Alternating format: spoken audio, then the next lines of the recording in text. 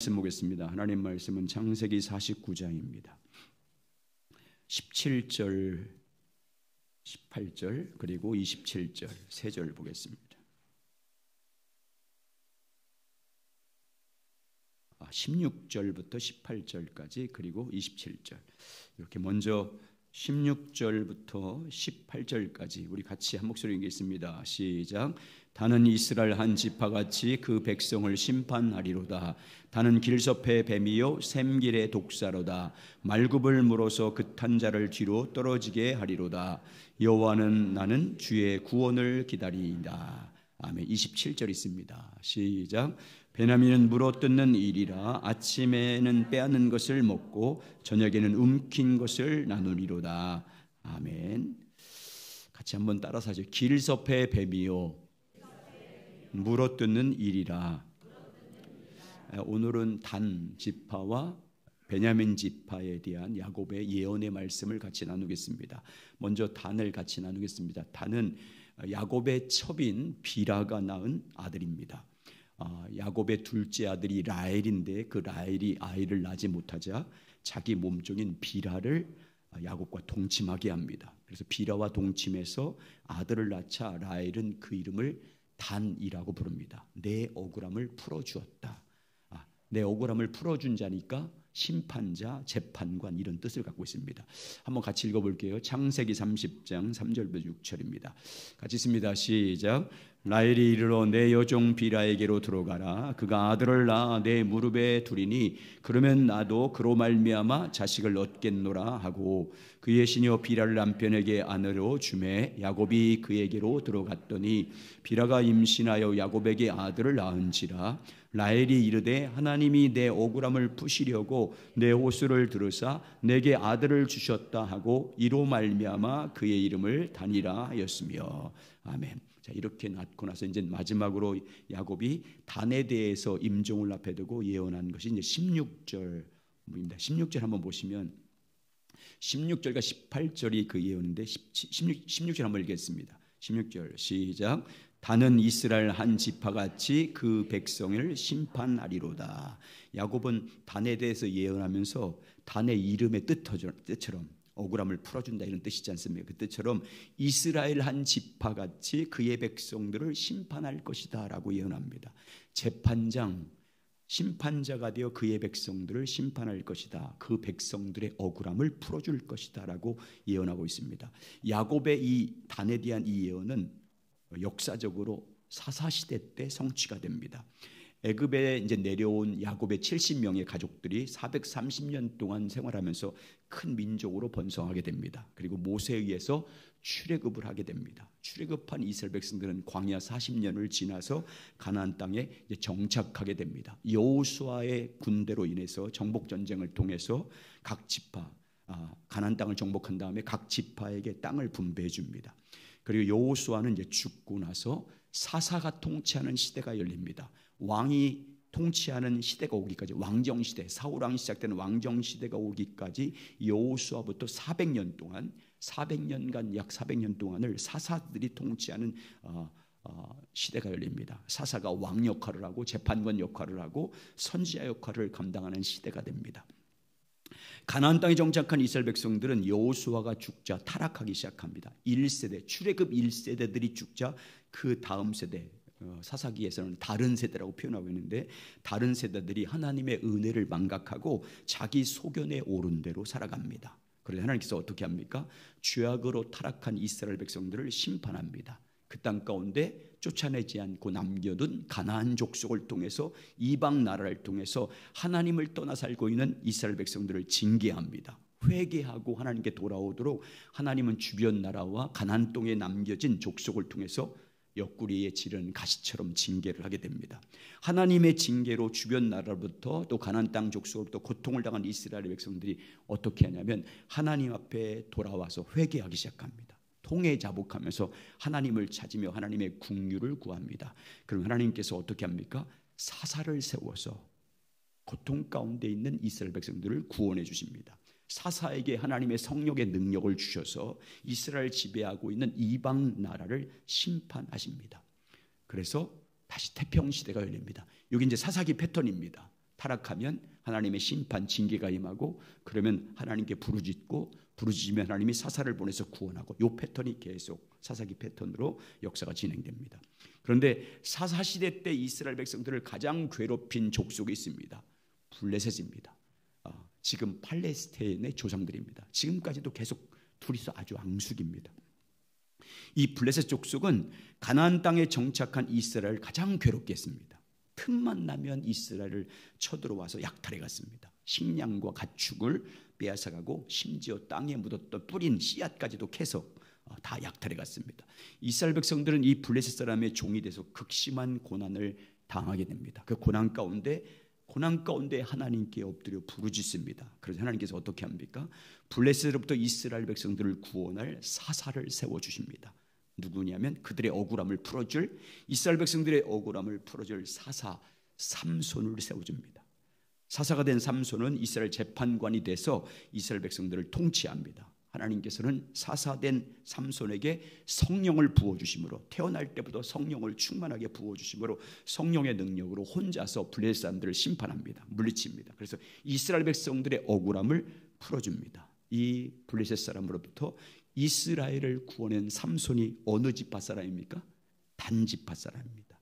단 지파 사람. 이 말씀대로, 야곱의 마지막 예언대로 단 지파, 그가 사사가 돼서 이스라엘 백성들의 억울함을 풀어줍니다. 재판장이 돼서 풀어줍니다. 한번 잠깐 보겠습니다. 사사기 13장 21절부터 25절까지 말씀입니다. 한번 읽습니다. 시작. 여호와의 사자가 마노아와 그의 아내에게 다시 나타나지 아니하니 마노아가 그제야 그가 여호와의 사자인 줄 알고 그의 아내에게 이르되 우리가 하나님을 보았으니 반드시 죽으리로다 하니, 그의 아내가 그에게 이르되 여호와께서 우리를 죽이려고 하셨더라면 우리 손에서 번제와 소제를 받지 아니하셨을 것이요 이 모든 일을 보이지 아니었을 것이며 이제 이런 말씀도 우리에게 이르지 아니하였으리라 하였더라. 그 여인이 아들을 낳음에 그의 이름을 삼손이라 하니라. 이 아이가 자라매 여호와께서 그에게 복을 주시더니 소라와 에스디올 사이의 마하네단에서 여호와의 영이 그를 움직이기 시작하였더라. 그래서 이제 이 삼손이 타락하기 전까지 하나님의 영이 그를 움직이기 시작합니다. 여러분, 이처럼 우리 하나님은 말씀대로, 예언한 대로, 야곱이 예언한 대로 그대로 이루어 주시는 신실하신 하나님이십니다. 성경은 그걸 우리에게 보여주십니다. 단에게 예언한 그대로 이루어 주심으로, 억울함을 풀어주는 그 말씀을 이루심으로 이스라엘 역사 가운데 실제 역사가 되도록 만들어 주시는 신실하신 하나님이십니다. 그의 백성을 심판하리라 말씀한 것처럼 단의 후손인 삼손을 사사로 세워서 이스라엘 백성들을 통치함으로 그들의 억울함을 풀어주시는 신실하신 하나님. 그래서 우리는 하나님을 믿을 때 신실하신 하나님을 믿어야 됩니다. 주님의 약속하신 말씀 안에서, 그 말씀 안에서 약속하신 그 약속을 붙잡고 그 약속이 우리의 삶 가운데 이루어지기를 기도해야 됩니다. 선지자적 기도, 성령의 도우심을 따라서 주님의 약속을 붙잡고 그 약속이 우리 삶 가운데 이루어지기를 간구할 때, 주님은 신실하신 분이고 약속대로 되게 하신 분이기 때문에 그 약속이 여러분 삶 가운데 이루어 주시는 신실하신 하나님을 경험하며 살아가시길 예수의 이름으로 축원합니다. 자, 그는 단을 위한 야곱의 두 번째 예언이 뭐냐면 17절입니다. 자, 17절 같이 있습니다. 시작. 단은 길섭의 뱀이요 샛길의 독사로다. 말급을 물어서 그 탄 자를 뒤로 떨어지게 하리로다. 아멘. 이것은 이제 단과 그의 자손들의 기질에 대한 예언이에요. 12지파 안에서 단의 후손들이 어떤 부정적인 역할을 하게 될 것인지를 예언하는 것입니다. 단은 길섭의 뱀이요 샛길의 독사로다라고 이렇게 말합니다. 여러분, 뱀은 간교함을 상징하는 동물입니다. 간교함으로 거짓으로 사람들을 미혹하는 자를 상징합니다. 하나님의 사람들을 미혹해서 거짓으로 속여서 하나님을 대적하고 하나님 말씀을 지키지 못하도록 대적하게 하는 사탄을 상징합니다. 그래서 창세기 3장에 보면 사탄을 상징하는 뱀이 아담과 하와를 어떻게 합니까? 거짓으로 속입니다. 거짓으로 미혹해서 하나님께서 금지한 선악을 알게 한 나무를 따먹음으로 말미암아 하나님께 불순종하게 만듭니다. 불순종하게 만들어서 하나님께 심판을 받게 해서 죽게 합니다. 이처럼 뱀은 하나님의 사람들을 속여서 하나님을 대적하게 하는 사탄의 간교함을 상징적으로 표현합니다. 그런데 오늘 단은 길섭의 뱀이요. 이걸 구체적으로 쉽게 해석하면 길섭에 숨어있는 뱀이요 이런 뜻입니다. 길섭에 숨어있다가 지나가는 사람을 공격하는 뱀이다. 길섭에 숨어있는 뱀처럼 자기 정체를 위장하고 속여있다가 하나님의 백성들, 자기 지파 사람들을 미혹하는 자들이 될 것이다 이런 뜻입니다. 양의 탈을 쓴 이리처럼 자기 정체를 숨기고 있다가 거짓으로 하나님의 백성인 다른 지파들을 미혹하는 자가 될 것이다라는 예언을 한 것입니다. 길섭의 뱀이 하나님 백성 오늘 하나님 백성 입장에서 볼 때 누구를 말합니까? 길섭의 뱀이 돼서 하나님 백성들을 거짓으로 미혹해서 속여서 넘어지게 하는 자가 누굽니까? 오늘날 말하면 거짓 선지자들, 이단들입니다.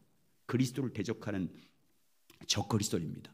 거짓 진리로 미혹해서 하나님 백성과 교회와 성도를 미혹해서 넘어지게 하고 멸망하게 하는 이단들, 적그리스도를 말합니다. 누가 길섭의 뱀이 될 것이라고 말씀하냐면 단 지파가 될 것이다. 단의 후손들이 앞으로 길섭에 숨은 뱀이 돼서 하나님의 백성인 이스라엘 다른 지파들을 미혹하게 될 것이다 이 말입니다. 단 지파 중에서 거짓 선지자, 우상을 섬기는 자들이 나타나서 하나님 백성들을 미혹하게 될 것이다라는 것을 예언한 것입니다. 그래서 사사시대 때 단 지파가 처음으로 하나님을 버립니다. 단 지파가 우상을 숨겨두고 섬기는 미가라는 사람이 만든 우상을 자기 지파 속에 두어서 그 우상을 섬기는 첫 번째 지파가 됩니다. 사사기 18장 27절부터 31절 있습니다. 시작. 단 자손이 미가 만든 것과 그 제사장을 취하여 라이스에 이르러 한가하고 걱정 없는 사는 백성을 만나 칼날로 그들을 치며 그 성읍을 불사르되 그들을 구원할 자가 없었으니 그 성읍이 베드로홉 가까운 골짜기에 있어서 시돈과 거리가 멀고 상종하는 사람도 없음이었더라. 단 자손이 성읍을 세우고 거기 거주하면서 이스라엘에서 태어난 그들의 조상 단의 이름을 따라 그 성읍을 단이라 하니라. 그 성읍의 본 이름은 라이스였더라. 단 자손이 자기를 위하여 그 생긴 신상을 세우고 모세의 손자여 게르솜의 아들인 요나단과 그의 자손은 단 지파의 지상이 되어 그 땅 백성이 사로잡히는 날까지 이르렀더라. 하나님의 집이 실로에 있을 동안에 미가가 만다 새긴 신상이 단 자손에게 있었더라. 단 자손이 가장 먼저 우상을 만들어 놓고 그걸 섬기고 그걸 통해서 미혹하게 됩니다. 그리고 야곱은 단을 향해서 뭐라고 또 예언하냐면 샛길의 독사로다. 샛길의 독사가 돼서 말굽을 물어서 그 탄자를 뒤로 넘어져 죽게 할 것이다라고 예언하고 있습니다. 독사는 모래 색깔로 보호색을 하고 있지 않습니까? 뿔이 있는 맹독성 가진 뱀입니다. 샛길, 지름길에 숨어 있다가 기습적으로 상대방을 공격합니다. 상대방을 물어서 곤경에 빠뜨립니다. 치명적으로 생명을 잃게 만드는 것입니다. 말에 말굽을 물어서 말탄자를 뒤로 넘어져 떠뜨려 죽게 합니다. 단이 샛길의 독사로다. 길섭의 뱀이라 라고 예언합니다. 앞으로 단의 후손들은 하나님 백성인 이스라엘 12지파에게 샛길의 독사처럼 길섭의 뱀처럼 그 역할을 감당하게 될 것이다. 하나님과 하나님의 백성과 교회에 대해서 뱀의 독사가 돼서 거짓으로 성도들을 미혹하고 거짓 교리로 그들을 물어서 치명상을 입혀서 결국 멸망의 길로 빠뜨리게 될 역할을 이제 단지파가 할 것이라는 것을 예언한 거예요.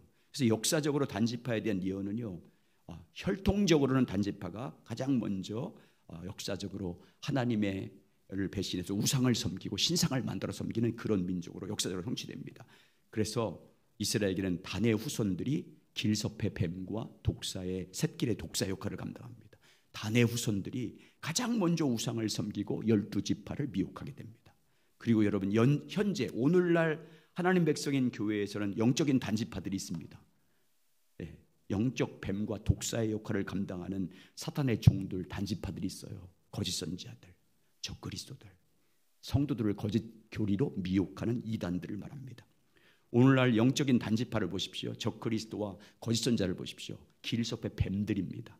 이들은 믿지 않는 사람을 공격하지 않아요. 믿는 성도들을 공격합니다. 교회를 공격해요. 성도들을 미혹합니다. 교회에서 잠잠히 몰래 들어와서 아니면 거짓 교리로 하나님의 자녀들을 넘어지게 하는 자들이에요. 하나님의 백성인 교회를 넘어지게 하고 무너뜨리려고 하는 자들입니다. 그런데 여러분, 이 길섭의 뱀과 샛길의 독사인 단지파 역할을 감당하는 거짓 선지자들과 적그리스도는 마지막에 어떻게 된대요? 주님 오셔서 심판하실 때 사탄과 함께 영원한 불못에 던져집니다. 그리고 그에게 미혹된 자들, 적그리스도와 거짓 선지자에 미혹된 자들도 그때 함께 사탄과 함께 영원한 불못에 함께 거짓 선지자들과 함께 멸망합니다. 요한계시록 20장 7절에서 10절 있습니다. 시작. 천년이 참에 사탄이 그 옥에서 놓여 나와서 땅의 사방 백성 곧 곡과 마곡을 미혹하고 모아 싸움을 붙이리니 그 수가 바다의 모래 같으리라. 그들의 지면에 널리 퍼져 성도들의 진과 사랑하는 성읍을 부르매 하늘에서 불이 내려와 그들을 태워버리고 또 그들을 미혹하는 마귀가 불과 유황못에 던져지리니 거기는 그 짐승과 거짓 선지자도 있어 세세토록 밤낮 괴로움을 받으리라. 사탄과 함께 유황불못에 던져지는 거는요, 짐승, 이건 이제 정치적인 지도자예요. 짐승은 지도자를 말합니다. 종교 지도자 중에 타락한, 그러니까 거짓으로 타락해서 미혹했던 정치 지도자와 종교 지도자 짐승은 둘이에요. 앞으로 나타날 거예요. 그리고 거짓 선지자가 같이 영원한 불못에, 그의 미혹된 자들도 함께 멸망합니다. 그래서 여러분, 구원받은 자를 수를 14만 4천 명으로 비유하지 않습니까? 요한계시록 7장에서 그때 각 지파를 소개해요. 그때 단지파는 없어요. 보세요. 요한계시록 7장 4절부터 8절까지 시작. 내가 인침을 받은 자의 수를 들으니 이스라엘 자손의 각 지파 중에서 인침받은 자들이 14만 4천이니 유다 지파 중에서 인침을 받은 자가 1만 2천이요 루벤 지파 중에 1만 2천이요 갓 지파 중에 1만 2천이요 아셀 지파 중에 1만 2천이요 납달리 지파 중에 1만 2천이요 므낫세 지파 중에 1만 2천이요 시므온 지파 중에 1만 2천이요 레위 지파 중에 1만 2천이요 이사갈 지파 중에 1만 2천이요 스물론 지파 중에 1만 2천이요 요셉 지파 중에 1만 2천이요 베냐민 지파 중에 인침받은 자가 1만 2천. 구원받은 자가 단지파는 한 사람도 못 들어가요. 천국에. 주님 오시는 그날 길섭의 뱀인 거짓 선지자 역할에서 그 거짓 선지자에게 미혹된 단지파에 속한 사람들은 한 사람도 구원받지 못해요. 이단들에게 미혹된 사람들은 한 사람도 구원받지 못해요. 다 불못에 던져져요. 그래서 진리신 예수 그리스도만을 따라가야 돼요. 단지파에 속해서는 안 돼요. 거짓 미혹되지 않고 오직 진리만을 사랑하고 진리신 예수 그리스도 안에서 오직 믿음으로 주 예수 그리스도만을 따라가야 됩니다. 거짓 선지자, 영적인 단지파들이 어떤 미혹을 하든지 어떤 유혹을 하든지 거기에 미혹되지 않고 굴복되지 않고 오직 진리의 영이신 성령의 인도하심을 따라 진리신 예수 그리스도만을 따라감으로 말미암아 인침받은 14만 4천 명 12지파에 들어가야 됩니다. 여러분, 진리이신 주님만을 사랑하는 자가 되시기 바랍니다. 진리이신 주님만을 믿어야 돼요. 사람을 그래서 따라가면 안 되는 거예요. 사람의 가르침에 넘어가면 돼요. 우린 진리신 예수를 사랑해야 돼요. 아멘. 진리신 예수를 믿는 거예요. 진리신 성령의 도우심을 따라 주님과 친밀히 교제함으로 진리를 따라가시기 바랍니다. 진리를 사랑하는 자가 되야 되고 진리만을 믿어야 되고 진리신 예수 그리스도의 음성을 듣고 따라가는 자가 되어야 돼요. 그렇지 않으면요, 우리는 이 단지파들에게 미혹돼요. 여러분, 그래서 마지막 믿음의 선한 싸움에서 이긴 자가 되시길 예수님의 이름으로 축원합니다. 자, 두 번째 이제 베냐민 지파에 대해서 같이 예언하겠습니다. 같이 나누겠습니다. 베냐민은 야곱의 둘째 아내인 라헬이라는 둘째 아들입니다. 그러니까 요셉의 동생입니다. 베냐민을 낳은 배경, 라헬이 베냐민을 낳은 배경은 이렇습니다. 야곱이 밧다람 외삼촌 라반의 집에서 20년 동안 생활하다가 이제 돌아오지 않습니까? 돌아와서 이제 밧다람을 따라서 가나안 땅으로 돌아오다가 중간에 이제 자기 형과 화해를 한 다음에 어디에 정착하게 되냐면 숫곳이라는 마국간이라는 뜻을 가진 숫곳이라는 곳에 정착하게 됩니다. 숫곳에 정착하고 있었을 때 야곱의 딸 디나가 그 땅 사람을 보러 나갔다가 강간을 당합니다. 거기 추장인 세겜에게 강간을 당함으로 욕되게 합니다. 그러자 야곱의 둘째 아들, 셋째 아들인 시몬과 레위가 보복을 합니다. 할례를 받게 만들어서 3일째 고통당할 때 다 죽입니다. 이 소식을 들은 야곱이 급하게 온 가족과 가축들을 데리고 숫곳을 떠납니다. 세겜 사람들과 그의 동맹 맺은 사람들로부터 보복을 당할 것을 두려워해서 급하게 숫곳을 떠나서 처음 아버지 집을 떠날 때 하나님을 처음 만났던 베델에 도착합니다.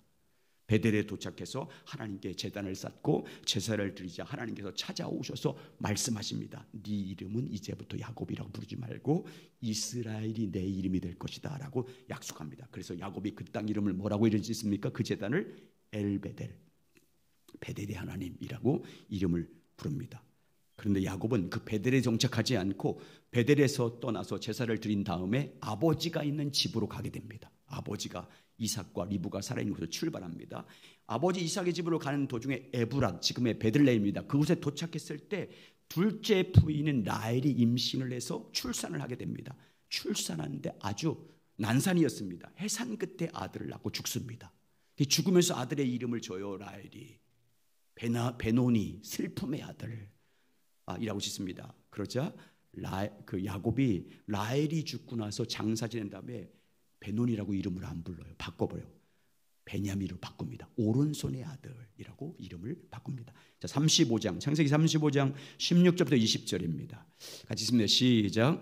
그들이 베레에서 길을 떠나 에브랏에 이르기까지 얼마간 거리를 둔 곳에서 라헬이 해산하게 되어 심히 고생하여 그가 난산한 즈음에 산파가 그에게 이르되 두려워하지 말라 지금 내가 또 등남하였노라 하매 그가 죽게 되어 그 혼이 떠나려 할 때 아들의 이름을 베논이라 불렀으나 그의 아버지는 그를 베냐민이라 불렀더라. 라헬이 죽음에 에브랏 곧 베들레헴 길에 장사되었고 야곱이 라헬의 모비에 비를 세웠더니 지금까지 라헬의 모비라 일컬었더라. 아멘.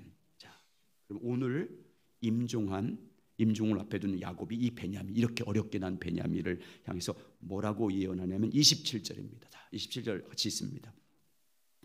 시작. 베냐민은 물어뜯는 이라 아침에는 빼앗은 것을 먹고 저녁에는 움킨 것을 나누리로다. 이 베냐민도 그렇고 오늘 나눈 사람들은 그렇게 좋지 않은 예언을 하게 됩니다. 베냐민은 물어뜯는 일이다.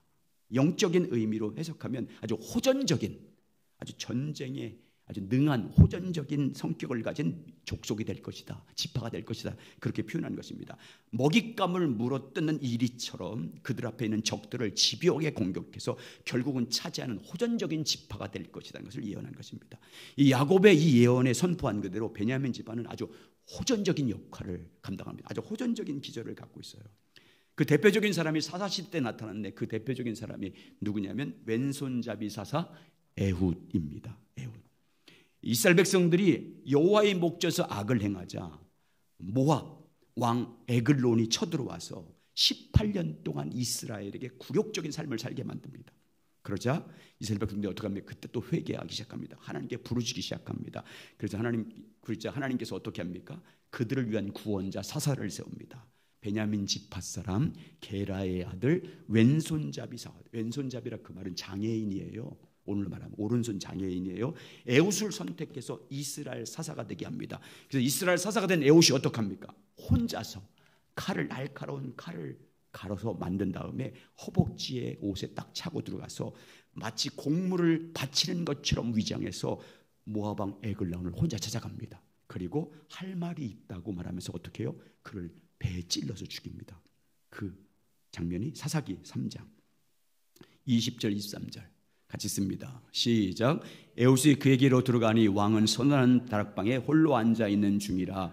에훗이 이르되 내가 하나님의 명령을 받들어 왕에게 아랠 일이 있나이다 하매 왕이 그 자석에서 일어나니 에훗이 왼손을 뻗쳐 그의 오른손 허벅지 위에서 깔을 빼어 왕의 몸을 찌르매 칼자루를 나를 따라 들어가서 그 끝이 등 끝까지 나갔고 그가 칼을 그 몸에서 빼내지 아니하였으므로 기름이 칼날을 엉켰더라. 에훗이 현관에 나와서 다락문을 뒤에서 닫아 잠그니라. 그래서 베냐민 지파 왼손잡이 사사로 인해서 이스라엘 백성들이 모압으로부터 해방돼서 80년 동안 태평 시대가 열립니다. 80년 동안 아주 평안한 생활을 합니다. 그런데 이 베냐민 지파가 다른 나라들과 싸울 때는 이렇게 용맹스러운데 자기 지파 11지파와 11지파 연합군과 상대해서 싸우기 시작합니다. 이제 이게 문제가 돼요. 베냐민 지파가 다른 11개, 이스라엘 11개 지파를 맞서서 전쟁한 동기가 이렇습니다. 베냐민 지파에 수된 기브아라는 땅이 있어요. 그 땅에서 레위 사람, 제사장이잖아요. 레위 사람 아내가 베냐민의 땅에 있는 기브아 사람들에게 집단적으로 성폭행을 당합니다. 그래서 성폭행을 밤새도록 당해서 죽음을 당해요. 그래서 그의 남편 레위 사람 제사장이 그 아내의 시체를 가져와서 12토막을 내요. 그래서 12지파에게 다 나눠버려요. 왜? 베냐민 지파 기브아 사람들의 악행을 고발하기 위해서 그렇게 합니다. 이 소식을 들은 나머지 12지파, 11지파죠. 연합군을 조성해서 베냐민 지파의 최후 통첩을 합니다. 기브아 사람, 레위 사람의 아내를 성폭행한 그 사람을 불량배를 우리에게 보내라. 그래서 넘겨서 이스라엘 땅에서 악을 제거해야 되겠다라고 말합니다. 근데 베냐민 지파 사람들이 거부해요. 완강하게 거부해서 11지파 상대로 싸우기 시작합니다. 이스라엘 11개 지파의 요구를 거부하고 베냐민 지파들이 자기 지파, 자기 땅 사람이라고 기브아 사람을 보호하기 위해서 이스라엘과 전쟁을 벌입니다. 첫 번째 전쟁에서는 베냐민 지파가 이겨요. 근데 마지막은 어떻게 됩니까? 그들의 호전성 때문에 완전히 멸망합니다. 하나님을 대적하고 12지파 믿음의 형제들을 대적했던 그들은 악의 편에 섬으로 마지막 비참하게 멸망을 당합니다. 베냐민 지파는 이스라엘 연합군에 의해서 계속 전쟁하다가 연합군에 의해서 모든 군사들 남자들이 거의 다 죽어요. 500명 정도뿐이 남지 않고 다 죽고 그들의 성과 성읍은 다 불타 없어져요. 자, 사사기 20장 44절부터 48절 시작. 베냐민 중에서 엎드려진 자가 18,000명이니 다 용사라. 그들을 몸을 돌려 광야로 도망하였으나 림몬바위에 이르는 큰 길에서 이스라엘이 또 5,000명을 이삭 줍듯 하고 또 급히 그들을 따라 기돔에 이르러 또 2,000명을 죽였으니 이날에 베냐민 사람으로 칼을 맺은 자가 없어진 것이 모두 25,000명이니 다 용사더라. 베냐민 사람 600명이 돌이켜 광야를 돌망하여 림몬바위에 이르러 거기에서 넉 달 동안 지냈더라. 이스라엘 사람들이 베냐민 자손에게 돌아와서 온 성읍과 가축과 만나는 자를 다 칼로 치고 닥치는 성읍은 모두 다 불살랐더라. 아멘. 하나님께서 이 지파 나머지 600명을 안살을 주었으면 이 지파는 없어졌어요. 하나님의 국률이 여기서 600명을 남겨서 그 종족을 이어가게 합니다. 여러분, 이 베냐민 지파에 대한 야곱의 예언을 통해서 우리가 오늘 우리에게 주는 교훈은 한 가지입니다. 믿음의 형제를 물어뜯는 자는 물어뜯김을 당한다. 이걸 보여주고 있습니다. 베냐민 지파는 물어뜯는 이리와 같아서 이스라엘을 공격하는 적들에 대해서는 호전적으로 앞장서서 나라를 지켰습니다. 민족의 위기를 만났을 때 이 베냐민 지파는 적은 숫자였지만 아주 앞장서서 용맹스럽게 이스라엘을 위해서 싸웠습니다. 그래서 형제들을 지키고 다른 형제를 보호했어요. 그런데 이 베냐민 지파가 자기 형제들과 싸워서 자기 형제를 물어뜯는 이리로 돌변합니다. 같은 하나님의 백성인 다른 지파를 공격하는 이리가 됩니다. 그래서 사사시대부터 다른 지파들에게 큰 걸림돌이 됩니다. 전쟁과 싸움을 좋아하는 호전성 때문에 다른 지파 형제들에게 큰 고통을 줍니다. 물어뜯는 이리가 돼서 하나님 백성들을 공격하기 시작합니다. 이기적인 욕심 때문에 믿음의 형제들을 공격하는 이리가 됩니다. 결국 그래서 베냐민 지파는 그들의 하나님 백성을 공격하는 호정성 때문에 결국 하나님의 심판을 받습니다. 다른 지파 연합군에 의해서 크게 멸망합니다. 다른 지파에게 없어질 큰 위기를 당하게 됩니다. 하나님께서 국류를 베풀어 주지 않았다면 베냐민 지파는 없어질 것입니다. 같은 믿음의 형제를 물어뜯는 이리처럼 공격하고 싸움으로 결국 망하게 됩니다. 여러분, 이걸 우리에게 적용해 보시면 우리는 주 안에서 부르심을 받은 우리 모두는 다 주 안에서 한 형제들입니다. 아멘. 영적 12지파인 줄 믿습니다. 주 안에서 구원받은 우리들은 주님의 핏값을 주고 산 주님의 형제들입니다. 머리이신 예수 그리스도에 붙어있는 주님의 지체들입니다. 하나님의 영이 거하시는 성전입니다. 그래서 주님의 몸인 우리 믿음의 형제들은 서로 사랑으로 섬겨야 됩니다. 주께서 주신 은혜를 따라서 은사를 따라서 내게 준 은사를 따라서 서로 섬김으로 서로 세워줘야 되고 서로 주님의 몸이 될 수 있도록 서로 돕는 관계가 되어야 됩니다.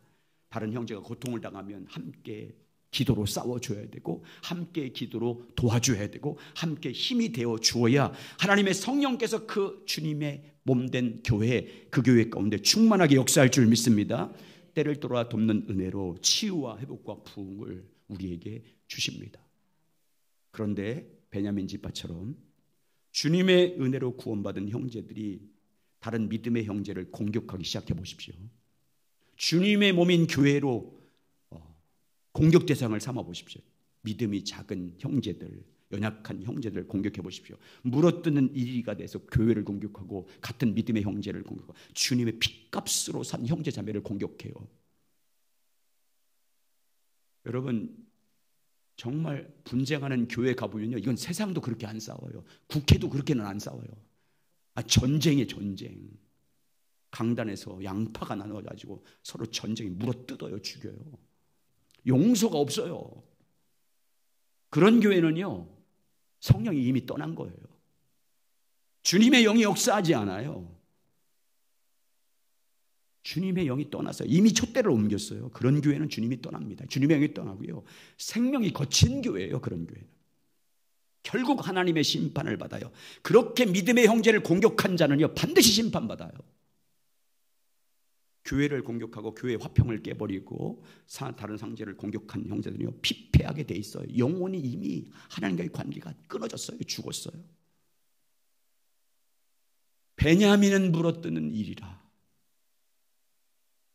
같은 믿음의 형제를 물어뜯는 일이가 될 것이다, 그 말이에요. 아버지가 그런 예언을 왜 하겠어요? 성령께서, 하나님께서 하신 거잖아요. 그대로 이루어지잖아요. 여러분, 우리의 싸움은 혈과 육을 상대해 싸우는 게 아니에요. 우리의 싸움은 주님의 몸된 교회 다른 지체들과 싸우는 게 아니에요. 우리가 맞서 싸울 대상은요, 마귀예요. 아멘. 우리의 주적은 악한 영들을 대해서 싸우는 거예요. 자, 에베소 6장 10절과 17절 시작. 끝으로 너희가 주 안에서와 그의 힘의 능력으로 강건하여지고 마귀의 관계를 능히 대적하기 위하여 하나님의 전신갑주를 입으라. 우리의 씨름은 혈과 육을 상대하는 것이 아니요 통치자들과 권세들과 이 어둠의 상 주관자들과 하늘에 있는 악한 영을 상대함이라. 그러므로 하나님의 전신갑주를 취하라. 이는 악한 날에 너희가 능히 대적하고 모든 일을 행한 후에 서기 위함이라. 질서적 서서 진리로 너희 허리띠를 띠고 의의 호신경을 붙이고 평안의 복음이 준비한 것으로 신을 신고 모든 것 위에 믿음의 방패를 가지고 이로써 능히 악한 자의 모든 불화살을 소멸하고 구원의 투구와 성령의 검 곧 하나님의 말씀을 가지라. 아멘. 여러분, 우리의 싸워야 할 영적 주적은요, 마귀와 악한 영들이에요. 그 악한 영들을 상대해서 말씀과 기도로 싸우는 거예요. 우리의 싸워야 할 적은요, 성도들이 아니에요. 다른 사람들이 아니에요. 그러므로 여러분, 주님 앞에서 여러분의 마음 가운데 여러분 앞에 미워하는 대상이라든지 원수 삼그는 대상이 있으면 안 돼요. 어떤 상황에도 빨리 그걸 해결해야 돼요. 그러므로 여러분, 우리는 마귀를 상대해서 베냐민처럼 물어뜯어 싸워야 되는 거예요. 말씀과 기도로. 말씀과 기도로 싸우시길 주의 이름으로 축원합니다. 말로 싸우는 게 아니고 말씀과 기도로 대적해 싸우는 거예요. 전신갑주 말씀으로 무장해서. 여러분, 구원의 투구, 의의 흉배, 진리의 허리띠, 믿음의 방패, 성령의 검, 복음의 신, 다 말씀이잖아요. 말씀으로 무장해야 돼요. 진리로 무장하고 성령으로 무장해서. 여러분, 결코 주님의 몸된 교회에서 싸우면 안 돼요. 다른 형제를 공격하는 대상으로 삼으면 안 됩니다. 다른 형제를 미움의 대상으로, 주적으로 삼으면 안 돼요. 여러분, 우리의 적은 악한 원수 마귀입니다. 그 사람 배후에서 역사하고 악한 적들을 상대해서 싸우시길 주의 이름으로 축원합니다. 사람을 미워하는데 인생을 소비하면 되겠습니까, 여러분? 사람과 또 특히 교회에서 다른 형제와 싸우고 미워하는데 인생을 여러분 허비해버리면 얼마나 불행한 사람인 거예요. 단지파다 베냐민 지파잖아요. 그러면 우리는 이것을 반면교사로 삼아야 될 줄 믿습니다. 날마다 정말 주님 앞에 하나님의 말씀과 진리로 무장하고 성령으로 무장하고 기도로 무장해서 영적 싸움에서 이기는 자가 되어야 할 줄 믿습니다. 그래서 하나님께 영광이 되고 교회에 덕을 세우고 다른 성도들에게 큰 유익을 끼치는 그런 아름다운 사역자가 되시길 예수의 이름으로 축원합니다.